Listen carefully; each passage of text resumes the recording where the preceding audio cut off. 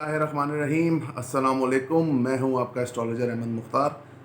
कैसे हैं आप सब लोग? उम्मीद है आप सब लोग खैरियत से होंगे। अगर आप लोग अपना बर्थ चार्ट बनवाना चाहते हैं तो मेरा व्हाट्सएप नंबर है 0321208063 और काइंडली व्हाट्सएप पे ही रब्ता किया कीजिए या फ़ोन के ऊपर रब्ता कीजिए या कीजिए सिम के ऊपर। मैसेंजर पर आप कोशिश करें कि कम ही रब्ता करें, क्योंकि मैसेंजर में ऑडियो मैसेज का ऑप्शन नहीं होता। अगर आप लोग मुस्तनद मेयारी जेमस्टोन लेना चाहते हैं, अपने स्टार्स की ताकत को बढ़ाना चाहते हैं और नगीने आप हासिल करना चाहते हैं तो आप वो भी हासिल कर सकते हैं विद सर्टिफिकेट। पूरी दुनिया में जेमस्टोन पहुंचाने की फैसिलिटी मौजूद है। अच्छा जी, आज की वीडियो का जो टॉपिक है वो बड़ा ही इंटरेस्टिंग है और वो है एस्ट्रोलॉजी रिलेटेड टॉपिक है। और जिन लोगों को एस्ट्रोलॉजी में इंटरेस्ट है, जो एस्ट्रोलॉजी सीख रहे हैं, उनके लिए काफ़ी वैल्यूएबल ये बात होगी। वो है D9 चार्ट, यानी कि नवामशा चार्ट। सबसे पहले ये देखना तो बाद में है कि नवामशा में हम देखते क्या हैं।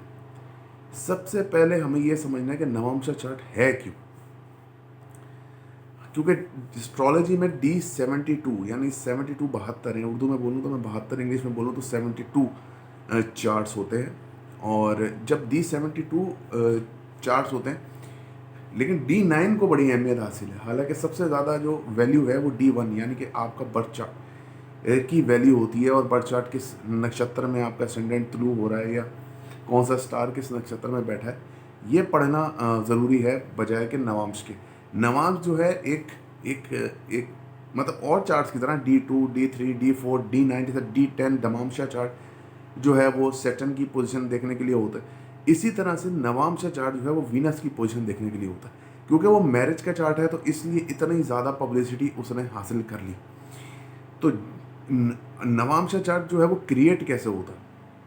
नवामशा चार्ट जो है वो क्रिएट कैसे होता है? नवामशा चार्ट क्रिएट होता है कि आपका एक बर्थ चार्ट है, कैलकुलेट खुद ही करेगा सॉफ्टवेयर। आपका एक बर्थ चार्ट है, 3 असेंडेंट को लेके एक असेंडेंट एक हाउस वहाँ बनता है।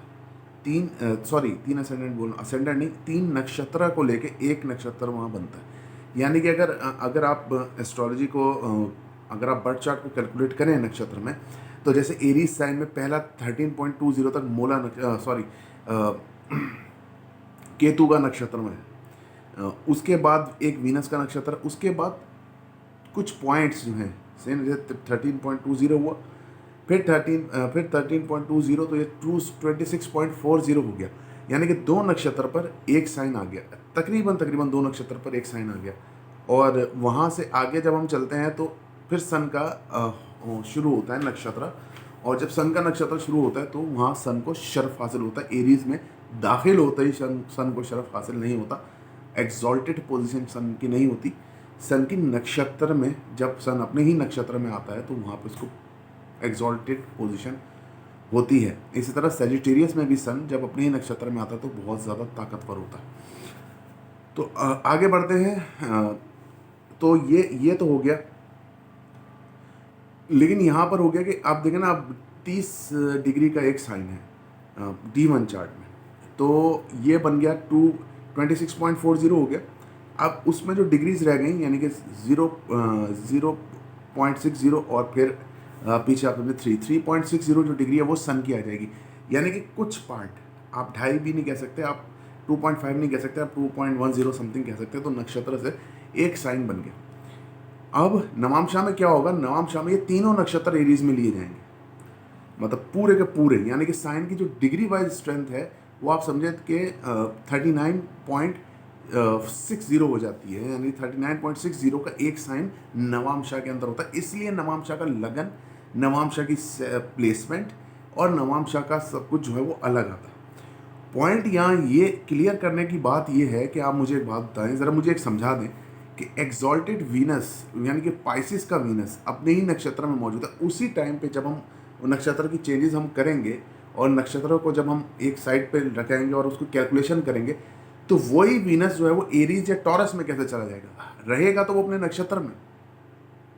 तो D9 चार्ट को जिस खूबियों और खामियों के लिए पढ़ा जाता है वो ये मतलब कि बहुत सारी एक मिथ्स बन गई कि भाई D9 चार्ट जो है वो इसलिए पढ़ा जाता है कि आपको जो है वो सैटर्न की जो एज 35 के बाद जो सैटर्न की जो प्लेसमेंट होती है, या सैटर्न की एक्टिवेशन डीएक्टिवेशन होती है। तो फर्स्ट ऑफ ऑल जो सैटर्न की एक्टिवेशन होती है वो 41 ईयर्स में होती है। 35-34 ईयर्स में सैटर्न की एक्टिवेशन का कोई ताल्लुक है नहीं। 41 ईयर्स की एक्टिवेशन में 39 ईयर्स की एक्टिवेशन 39 ईयर्स की एज में एक्टिवेट होता है जेंट्स के ऊपर, और 41 की एज में एक्टिवेट होता है लेडीज़ के ऊपर सैटर्न, जिसको बोलते हैं कि मतलब कि एक उनके ऊपर एक होल्ड, जैसे एक बंदा बहुत ज़्यादा बोलता है तो एकदम कम बोलना शुरू हो जाता है और अपने मामलात को बेहतरी की तरफ ले जाने की कोशिश कर रहा होता है। तो सबसे पहली तो बात ये है। दूसरी चीज़ ये कि नवाब शाह को पढ़ने का तरीका क्या है, नवाब शाह में हमने पढ़ना है क्या असल में। नवाब शाह में हमने पढ़ना है नवाब शाह में हमने पढ़ना है, सबसे पहले आपने देखना है, देखें जब हम एसेंडेंट बर्थ चार्ट को रीड करते हैं तो बर्थ चार्ट को रीड करने का जो सीधा तरीका होता है वो यही होता है। जो मेरा तरीका है वो मैं आपको बता देता हूँ कि सबसे पहले मैं सन की पोजीशन देखता हूँ, सन कहाँ है, फिर उसके बाद सारी हैं, क्योंकि जहाँ सन होगा वहाँ आपकी सोल होगी, तो सारी पोजीशन जो है वो बाकी चेंज हो जाती है, और फिर उसके बाद बर्थ चार्ट को कंटिन्यू रीड किया जाता है। वो अपना फिर एक तरीका है। नवांश को रीड करने के लिए जैसे ही नवांश चार्ट सामने आया, आपने वीनस की पोजीशन को रीड करना है। जब आप वीनस की पोजीशन रीड करेंगे उसके बाद आपने रीड करना है असेंडेंट लॉर्ड, ये मतलब नवांश का असेंडेंट लॉर्ड, आपका असेंडेंट लॉर्ड नहीं कि वो नवांश में कहाँ बैठा, ठीक हो गया। उसके बाद आपने रीड करना है सन को। तो ये 3 चीज़ें रीड करनी है अपने नवाब शाह में। नवाब शाह में सैटर्न की एक्टिवेशन डीएक्टिवेशन का कोई ताल्लुक नहीं है। नवाब शाह में आपकी शादी कब होगी कोई ताल्लुक नहीं है। नवाब शाह में आपकी जो 35 ईयर्स के बाद जब वीनस एक्टिव नवाब शाह के अंदर होता है, ये पॉइंट मैं आपको बताऊं कि 35 ईयर्स के बाद वीनस एक्टिवेट होता है, वहाँ से नवाब शाह से हम आपकी वेल्थ पढ़ सकते हैं कि हाँ यार इस एज के बाद जो उसकी महादशा लगेगी D1 में, और वीनस की जो पोजीशन होगी वो इसको वेल्थ देगी या नहीं देगी, या इसको तरक्की देगी या नहीं देगी। 2 शादियां आप नवाब शाह से पढ़ सकते हैं, वीनस जुपिटर की कंजंक्शन, या वीनस अगर वेल प्लेस्ड हो तो वहाँ से आप उसको पढ़ सकते हैं। ट्रैवलिंग नवाब शाह से आप पढ़ सकते हैं कि हाँ यार इस बंदे की लाइफ में आफ्टर मैरिज क्या ट्रैवलिंग होगी। आफ्टर मैरिज या आफ्टर 35 ईयर्स की एज के बाद D9 चार्ट को वैल्यू दी जाती है, आप उसको 20% वैल्यू दे सकते हैं, क्योंकि जो जो महादशा चल रही है आपके ऊपर, जो महादशा चल रही है आपके D1 में, वही जो है महादशा जो है वो आप उसको रूल मतलब जो एक महादशा होती है वो आपके D1 चार्ट में चल रही है, तो उसी को हम रूल के हिसाब से उसी को ही हम पढ़ेंगे।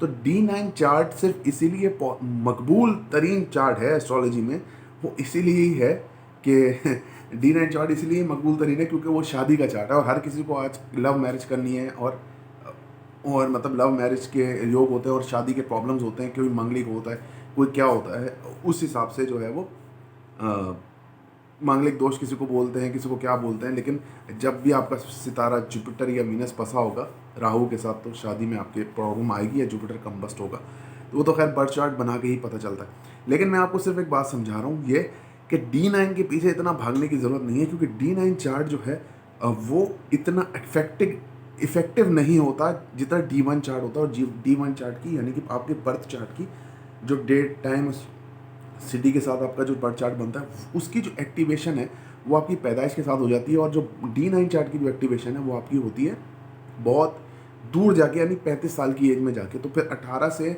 जो 35 ईयर्स की एज है उसमें तो फिर बंदा फिर कुछ करे ही नहीं, लोगों की शादियाँ हो जाती हैं, उसके बाद फिर उनकी शादी में मसले आते हैं, यानी कि निकाह का ज़ायचा इंपॉर्टेंट है। आपकी शादी होगी या नहीं होगी, आपकी 2 शादी होंगी, या आप मतलब कि अपनी वाइफ को किस तरह से रखेंगे, अपने स्पाउस को किस तरह से रखेंगे, ये एक आइडिया नवांश से लग सकता है। लेकिन मैंने आज तक जितनी रीडिंग की है उसमें मैंने नवांश को रीड नहीं किया, मतलब किया है, मतलब कि जब चार्ट सामने बनता है तो नवांश को रीड करता हूँ। लेकिन जब मैं अगले बंदे से पूछ लेता हूँ बॉस कि आप सेटिस्फाई हो मेरी रीडिंग से, तो वो ये बताते हैं भाई हम सेटिस्फाई हैं आपकी रीडिंग से विदाउट नवांशा, मतलब विदाउट नवांशा मैंने उनको ये गाइडेंस दी हुई है। तो जो D1 चार्ट में सितारों की पोजीशन होती है सबसे ज़्यादा इंपॉर्टेंस है उसकी, D1 चार्ट सबसे ज़्यादा इंपॉर्टेंट होता है। बाकी D9 चार्ट भी इंपॉर्टेंट है एज़ पर लॉज और एज़ पर आपकी शादी देखने के लिए, अगर वीनस वहाँ फंस गया या वीनस सूरज के आगे आ गया, क्योंकि वहाँ पे डिग्रीज तो होती नहीं है स्टार्स की नवांश में सिर्फ प्लेसमेंट होती है स्टार्स की। तो ये मैं आपको बता दूँ कि नवांशा चार्ट की इम्पोर्टेंस है, बिल्कुल है। लेकिन D1 चार्ट से ज़्यादा नहीं है, नहीं तो फिर सब चार्ट्स को इंपॉर्टेंस देनी पड़ेगी।